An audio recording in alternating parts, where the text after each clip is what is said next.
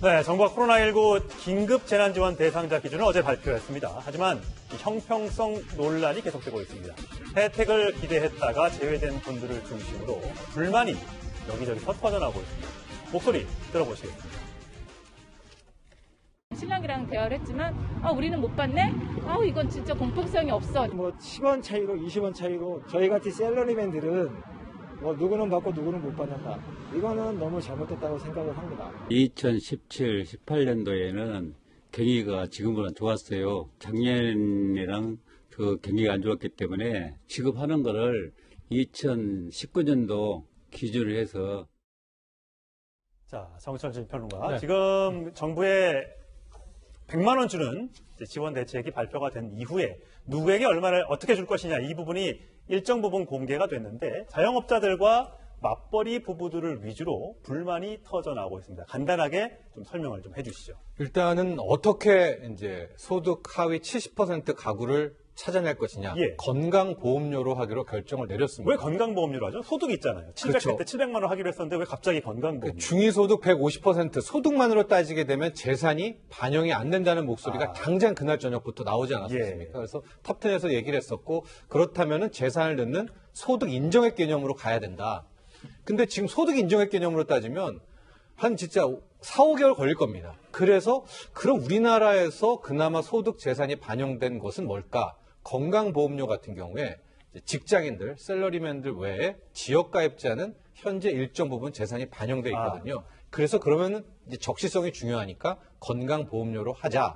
이렇게 얘기가 결론이 나게 된 겁니다. 예. 그래서 이제 1인 가구, 2인 가구, 3인 가구, 4인 가구 100만 원이라는 1인 40부터 정해져 있었고요.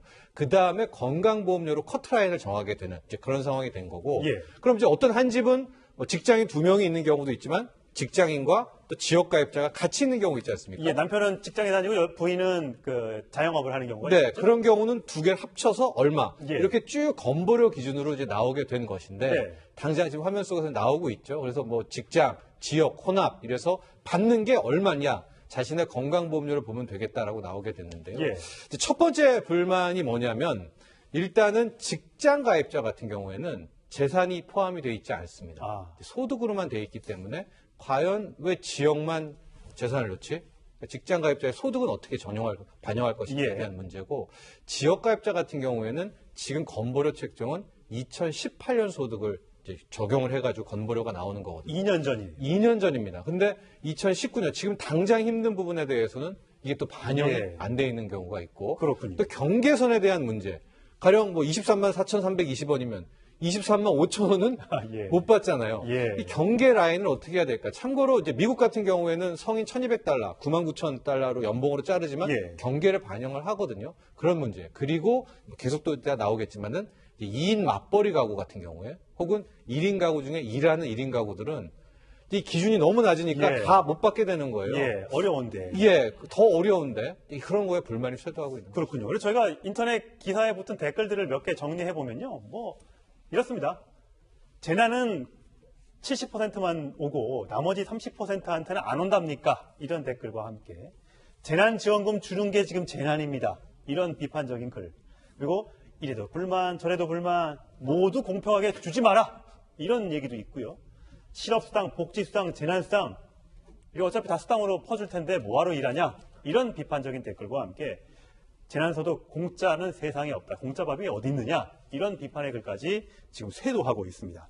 자, 문제는 이걸 5월 달에 일단 지원을 총선이 끝난 다음에 지원을 하기로 했는데 아까 정철지 평론가 얘기했던 것처럼 재산을 어떻게 반영할 것인가 이 부분을 쉽게 정리하기가 어렵기 때문에 5월에 쉽지 않을 것이다. 이런 정부 관계자의 언급이 나왔습니다. 들어보시죠.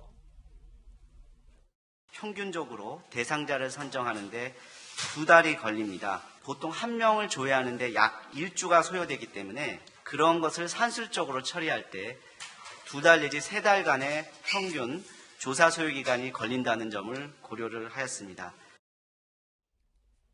네, 나는 받지도 못하고 받는 것도 늦어지면 과연 재난지원금을 주는 것이 얼마나 효과적일까 여기에 대한 사람들의 의구심이 좀 생기는 것 같습니다. 자, 그래서 항상 주목받는 사람이 있죠. 이재명 경기지사입니다. 이렇게 얘기했습니다. 들어보시죠. 큰 돌이 굴러 떨어질 때는 그거보다 훨씬 큰 돌로 팍 한 번에 막아줘야 되는데 그거보다 작은 돌로 막으면 깨지고요. 예. 그다음에 또 막아 다 깨집니다. 농사 지으려고 물 주는 게 아니고 예. 불 끄려고 물 뿌리는 거니까 좀 신속하고 또 불평불만 없이 할 수 있게 고액으로 전 국민에게 고액으로 신속하게 지급하는 정책을 했으면 좋겠어요. 자, 김태현 변호사. 고액으로 신속하게 다 주자. 이렇게 얘기를 하고 있습니다. 물론 뭐 정치적인 수사일 수도 있습니다만 지금 국민들 입장에서는 굉장히 저 발언을 사이다 발언이라고 얘기를 합니다. 그러니까 이제 이게 뭐냐면 차라리 다 안 주면 모르겠는데 이게 70%라는 기준, 거기다 이제 기준이 이제 구체적으로 나온 건 아니에요. 그러니까 정부에서 준다 한 번 발표했어요. 처음에. 두 번째 70% 나는 원칙적 기준을 발표했어요. 근데 금요일날 발표하면서도 구체적인 얘기는 아직 안 나와서 차후 보겠다. 근데 악마는 항상 디테일이 있다고 구체적으로 어떻게 되냐에 따라서 조금씩 달라질 수가 있잖아요. 이해관계 갈릴 수 있잖아요. 아까 시민들 얘기하는 거 보셨지만 100원 차이로 받고 못 받고 예. 갈린다고 하는데 그러니까 그런 이제 불만들이 있으니까 이재명 지사 같은 경우에는 다 주자는 거 아니겠어요? 예. 그러니까 어떤 의미에서 뭐 예전에 김경수 경남지사가 했던 얘기하고 좀 비슷한 얘기이기도 해요. 다 주고 예를 들면 뭐 다음에 이제 세금에서 환수하든지 이런 형태를 얘기를 하는 건데 글쎄 모르겠습니다. 다 주면 받는 사람 다 좋긴 하겠지만 그 이제 재원의 감당의 재원을 어떻게 감당할 것이냐는 얘기 항상 나오지 않겠습니까? 그렇죠. 더구나 지금 아무래도 내수가 워낙 죽어 있고 어려운 분들이 많기 때문에 미국도 돈을 쏘는 상황에서 우리도 어느 정도 국민들한테 어떤 이런 재난 긴급 구호비든지 어떤 형태든지 현금을 지급하는 것이 더 효과가 있다라는 것은 뭐 어느 정도 야당도 공감하는 것 같은데 예. 문제는 100만 원씩 다 주고 이걸로 지금 완전히 살아날 수 있으면 100만 원 줄 수 있죠. 예. 500만 원씩 줘서 완전히 모든 게 해결될 수 있으면 500만 원씩 줄 수도 있을 겁니다. 예. 근데 문제는 이 코로나로 인한 경제의 침체가 어디까지 갈지 모르기 때문에 과연 소위 말해서 비유의 실탄을 우리나라가 언제까지 얼마 정도 확보해야 되는지 모르는 상황 아니겠습니까? 예, 그렇죠. 그러니 이걸 조금 롱텀으로 보고 준비할 필요가 있는데 과연 정부가 어디까지 실탄을 투입할 생각을 하고 롱텀으로 이 위기에 대한 대책을 짜놨는지 그건 좀 의문입니다. 예, 그렇군요. 자, 이 경기도에서는 이렇게 모든 주민들한테 10만 원씩 다 주겠다. 이렇게 해서 지원을 지금 하고 있죠. 근데 정부에서도 다음 달에 준다고 하죠. 경기도 이미 지급하기 시작했고요. 서울시도 마찬가지고요. 자, 지자체 안에서 시군도 이제 돈을 지원하기 시작했습니다. 그런데 포천시가 가장 많이 준다고 합니다. 요즘에 시체말로 사람 나면 제주가 마른 제주에서 사람은 서울로 보내라는 얘기가 있는데 포천에 살을 잃었다는 얘기까지 나올 정도입니다. 포천시장 얘기를 들어보시겠습니다.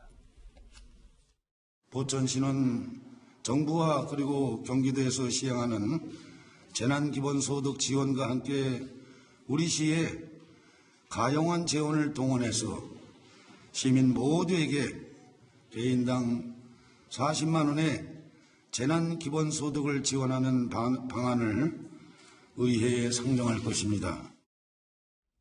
네, 포천시 저희가 그래픽을 준비해봤는데요. 포천시는 이렇습니다. 정부의 긴급재난지원금 80만 원에 경기도, 포천시 지원금까지 다 합치면 280만 원, 4인 가족 기준으로 그렇습니다. 하지만 남양주나 구리시 같은 경우는 130만 원. 같은 지자체 안에서도 이렇게 큰 격차가 나는데 문제는 포천시가 그럼 잘 사는 동네인가? 그래서 예산이 많아서 이렇게 많이 줄 수 있는 건가? 근데 정철진 평론가, 네. 포천의 재정자립도가 그렇게 높지 않다면서요?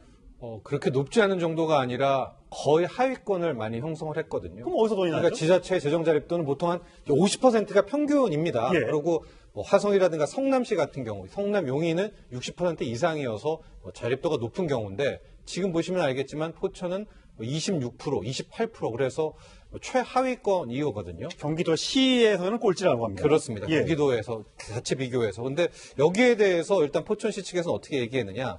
실은 저것과 상관없이 세계 잉여금이라고 하죠. 지자체에서도 세입과 세출에서 남은 돈들이 있습니다.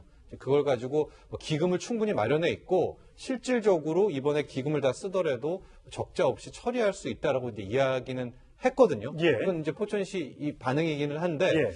좀 더 이제 세부적인 상황을 지켜봐야 될 것 같습니다. 예.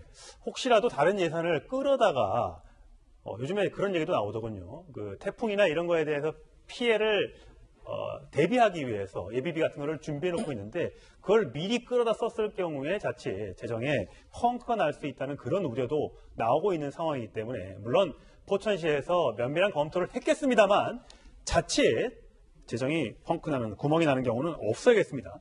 자, 어쨌든 국민에게 이렇게 여러 방면에서 돈을 지원해서일까요? 여론조사를 한번 해봤는데요. 자, 이런 결과가 나왔습니다.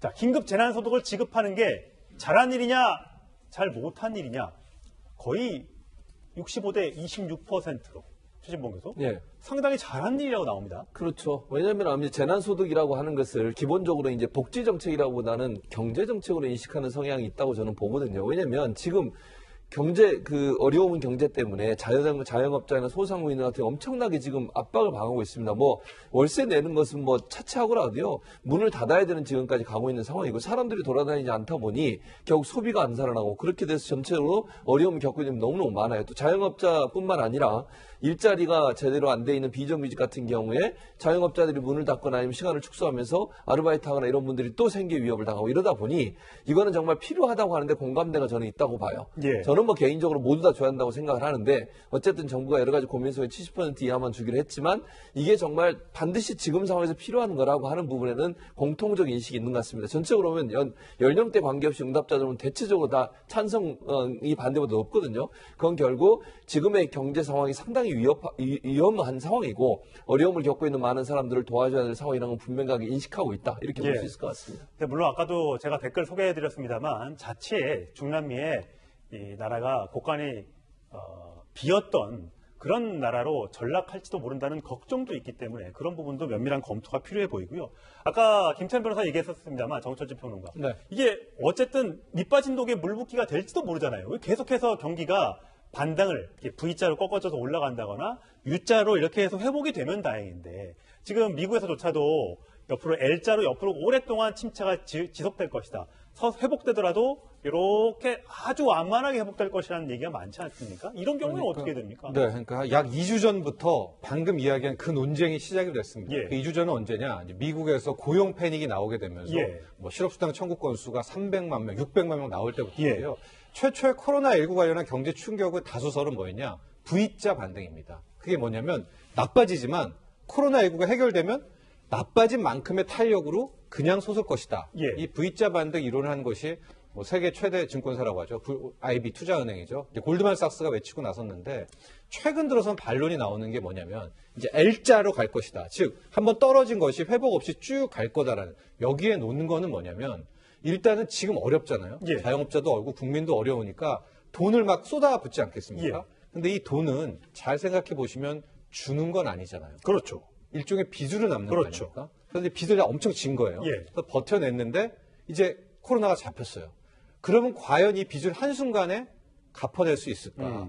그러지 못할 것이다라는 게 이 L자를 주장하는 이제 그렇군요. 스티글리츠 국선의 스티글리츠 교수라든가 뭐 케네디 로고프 교수 주장을 하고 있는 건데 그런 것들. 그러니까 이 빚을 탕감해주지 않는 이상은 이게 하나의 짐으로 남는데 어떻게 V자가 되냐. 그리고 또 한 축은 이 코로나19가 좀만 더 장기화가 될 경우엔 아예 도산해버린다든가 기업이 망해버리고 구조조정을 당해버린다면 실질적으로 코로나19가 해결될 때 잘린 사람 다시 다 고용하느냐? 예. 그렇지 않을 거라는 게 예. 지금 이제 회의론자들, 부정론자들의 또 전망이어서 이 갑론을박은 실은 주식 투자하는 분들도 굉장히 좀 많이 양쪽의 주장을 살펴봐야 될 것 같습니다. 아까 제가 잠시 여쭤보려다가 깜빡 못 여쭤본 게 있었습니다.